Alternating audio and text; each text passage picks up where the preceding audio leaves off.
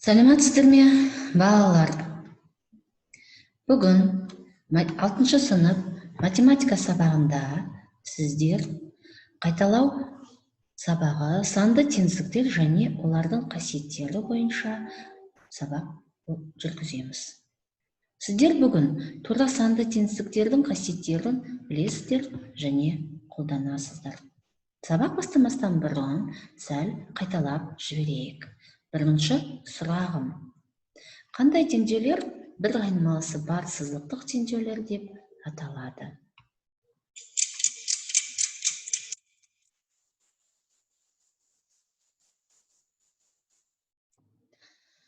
Жақсы.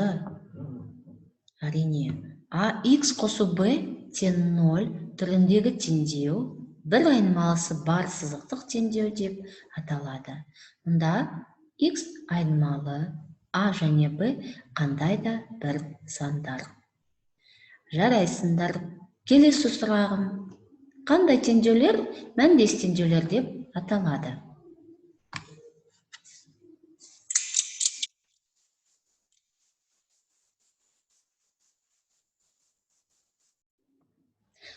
Оның да сұрағын, бұл да сұраққа сіздер жауапты білесіздер. Егер теңдеулердің біреуінің түбірі екіншісінің түбіріне тең болса, мұндай теңдеулер мәндес теңдеулер деп аталады. Жақсы. Ал енді тапсырмаға көңіл аударайық. А және Б сандары берілген. Бірінші, А және Б айырмасының мәнін тап. Екінші, А және Б айырмасының мәнін 0 санымен салыстырыңдар. Үшінші бағында сіздер А және Б сандарын салыстырасыздар. Ал төртінші, А және Б айырмасының мәні бойынша А және Б сандарын салыстыру ережесін тұжырымдайсыздар. Бізге сәт.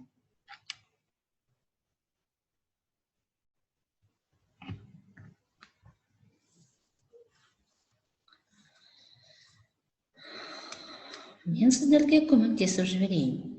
А 7-ге тең болса, Б 4-ге тең болса, онда 7-ден 4-ті азайтсақ болады тең, әрине 3-ге.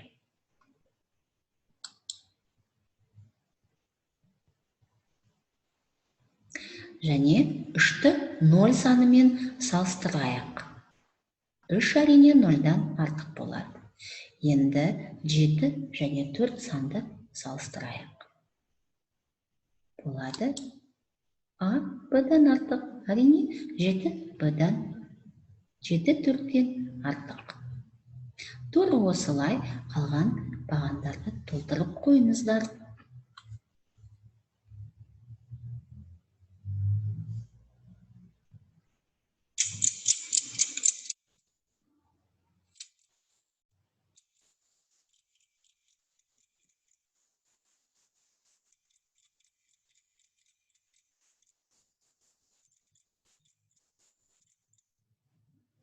Жақсы, балалар. Тура осылай орындап шыққандарыңызға мен өте қуаныштымын. Енді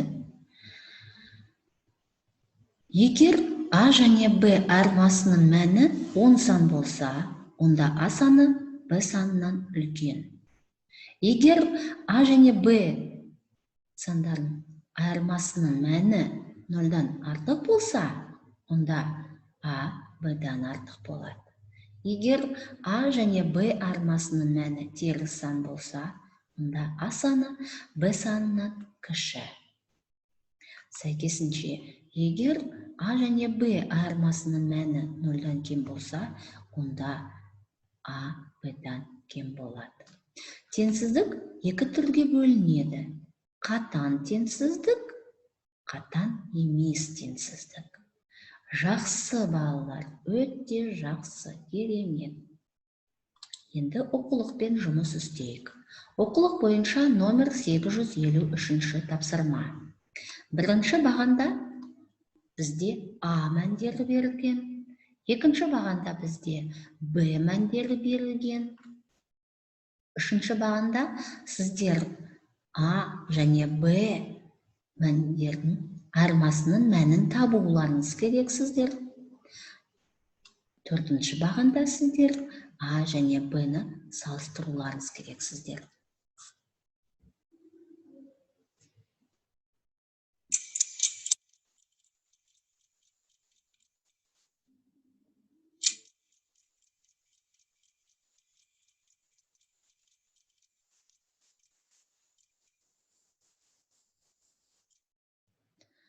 Жақсы балалар,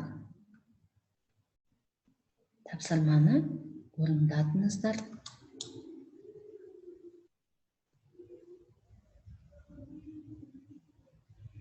Келесі тапсырма оқулық бойынша номер 857.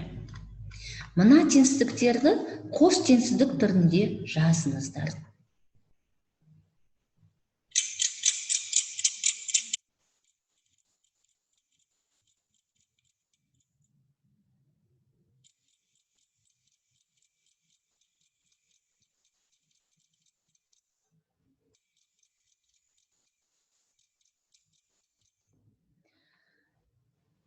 Бұл тапсырма сіздерге өте жеңіл болды. Жақсы, балалар, жарайсыздар. Тура осылай орындапсыздар. Қандай керемет. Енді сабағымызды тест тапсырмаларымен өзімізді тексеріп көрейік. Бірінші тапсырмада бөлшекті салыстыру керек. 12-ден 5 және 14-ден 5-ті. Екінші тапсырмада бізде 25 20-дан артық болса, осы сандарға кері сандардың қайсысы үлкен екенін анықтау керек. Үшінші тапсырмада сандарды салыстыру керек. Төртінші, қате тұжырымды көрсет деп тұр. Егер М N-нан артық болса.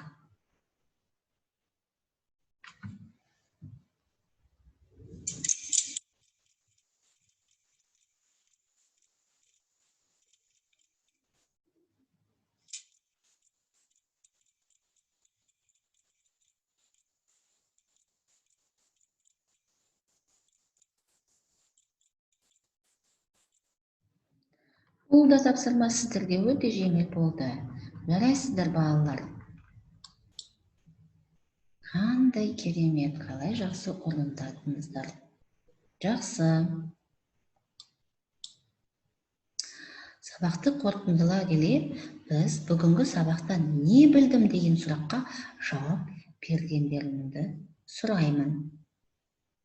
Егер А және Б айырмасының мәні 0-дан артық болса, онда А және Б қандай таңба болу керек мұнда? Егер А және Б айырмасының мәні 0-дан кем болса, онда А және Б-ні қалай салыстырамыз? Қандай таңба қояды екенбіз? Және теңсіздік белгілері бізде қандай?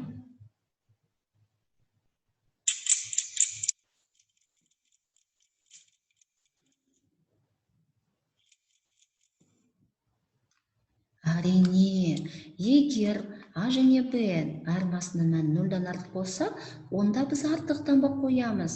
А Б-дан артық болады екен.